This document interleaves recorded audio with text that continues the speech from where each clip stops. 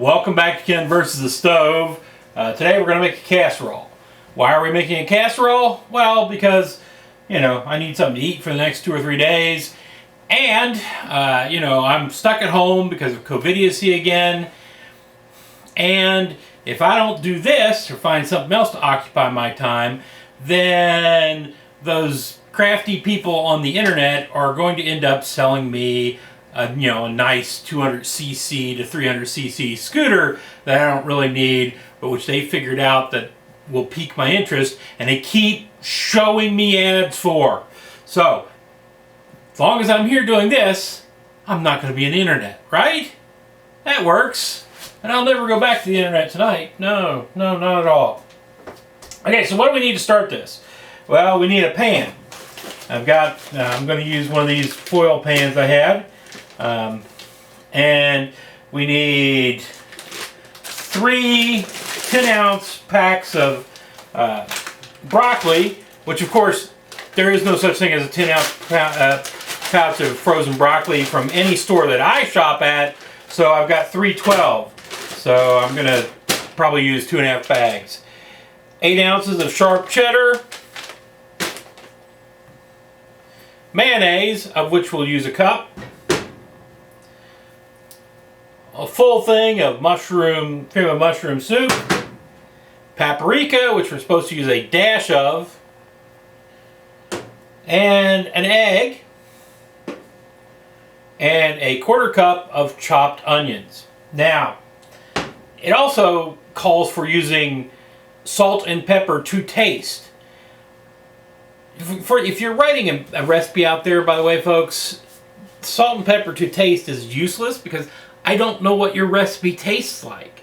Now, the second or third time, I can adjust and add some salt and pepper in. But the first time, give me a ballpark at least. At least. Okay, so what do we start out with? Hold on, let me look in the menu here.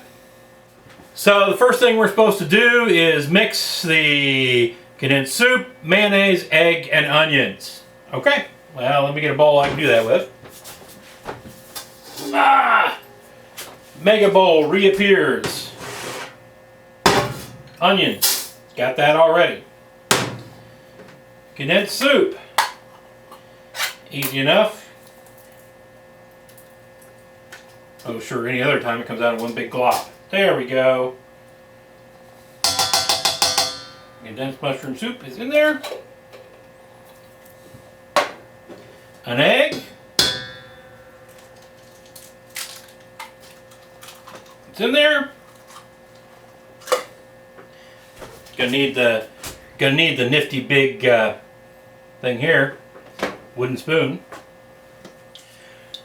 Okay, now we need a cup of mayonnaise.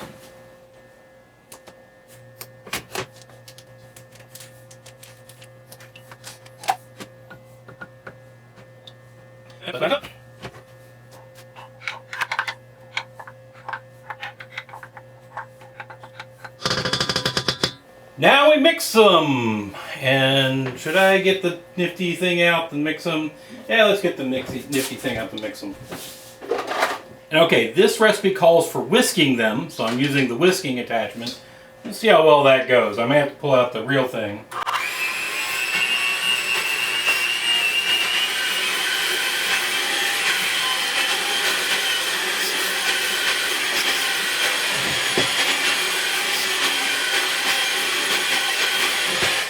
Well, it looks good and whisked. I can't see it becoming any more mixed together than it is now. Okay, so the next thing it wants me to do is put the broccoli in a bowl and then pour this over top of it. Well, I'm not going to do that. I haven't got an extra bowl, really. Not one as big as this, at least. So we're going to put the broccoli in. Get it?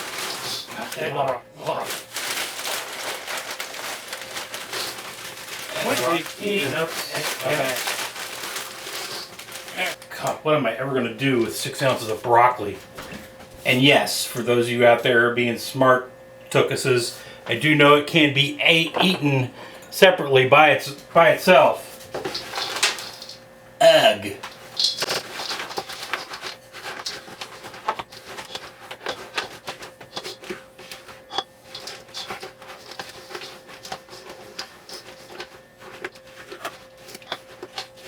Okay, it is now broccoli glop. Alright, now I'm supposed to put in the cheese.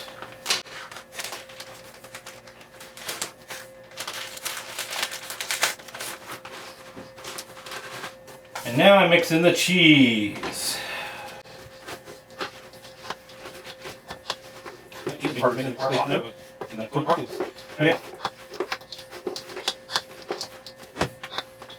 Looks fairly spread in. So now we put it in the casserole pan.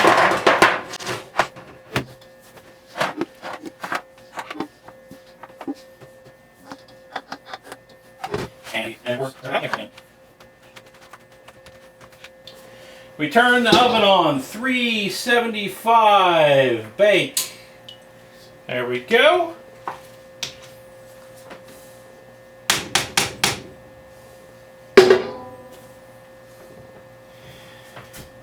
Season with salt and pepper to taste. Again, I think we're gonna skip that right now.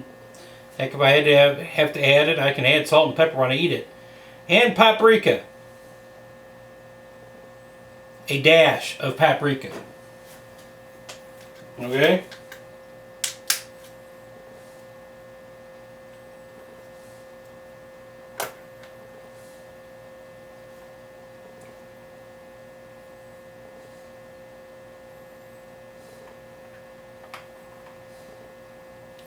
Sure, that's more than what they mean by a dash, but oh well.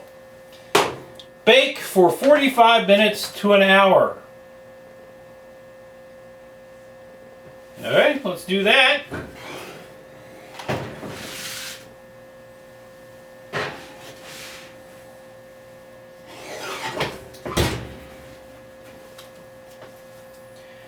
Hey Siri, set alarm for 45 minutes.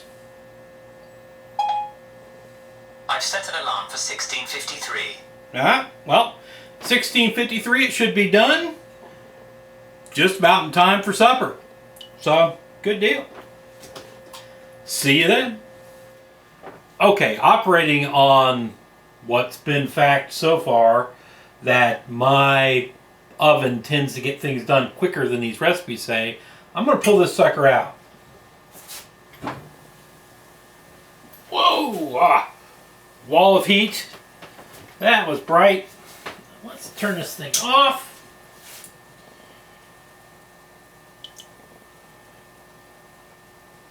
Let the wall of heat dissipate for a bit. And pull out the old casserole.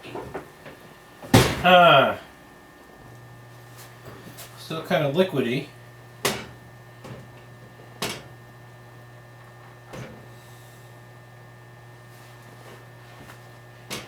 You know what? I'm not sure it's supposed to be that liquidy, so I'm going to give it another 10 minutes.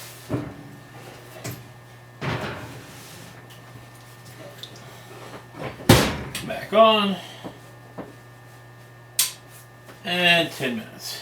Okay, we're back. Try 2. Let's see if it's done this time. Should be. I can smell it. Alright. Turn off the oven. Stand back out of the heat wave. And pull it out. Oh yeah. Well, shoot. It's still kind of liquidy.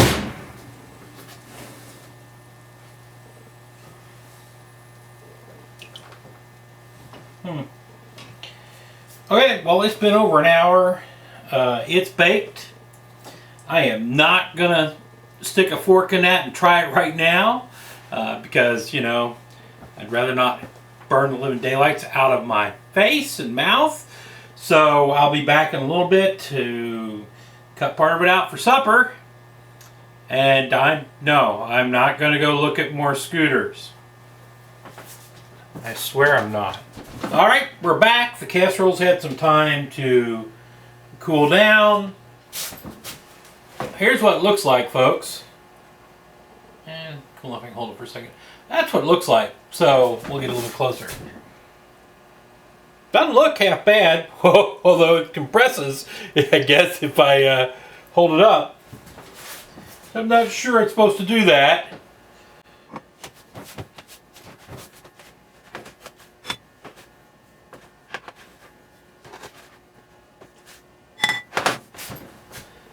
let's see what this tastes like.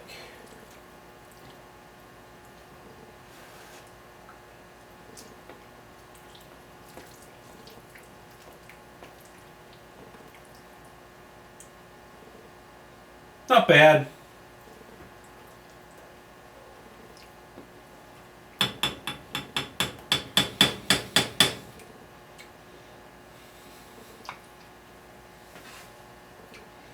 Pretty typical casserole.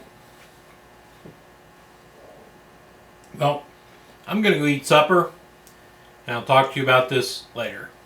Okay, so this was not the greatest casserole I've ever had in my life. It basically was a cup of mayonnaise and a can of, mushroom soup, and throw in some broccoli, and that's it. And I've eaten this kind of casserole before. Usually somebody brings it to some sort of company function or something, and you eat it and you go, ooh, wow, that just was not good casserole, right? And like most things, if you eat a little bit of it, it's okay, right? It was okay when I ate a little bit of it at the beginning. Problem, of course, is when I make these things, ain't but me living here. So I end up eating it for like the next 3 to 4 or 5 days. And it got old fast. Let me tell you. It wasn't even good cold, right? And pretty much all casseroles are good cold. It just didn't cut it, folks. I cannot suggest to you this broccoli casserole recipe. Next time, we're going to try an entirely different type of casserole recipe. I think this one's based more on milk than mayonnaise. It's got to be a step up. And we'll see how that turns out. Until then, ma salama, y'all.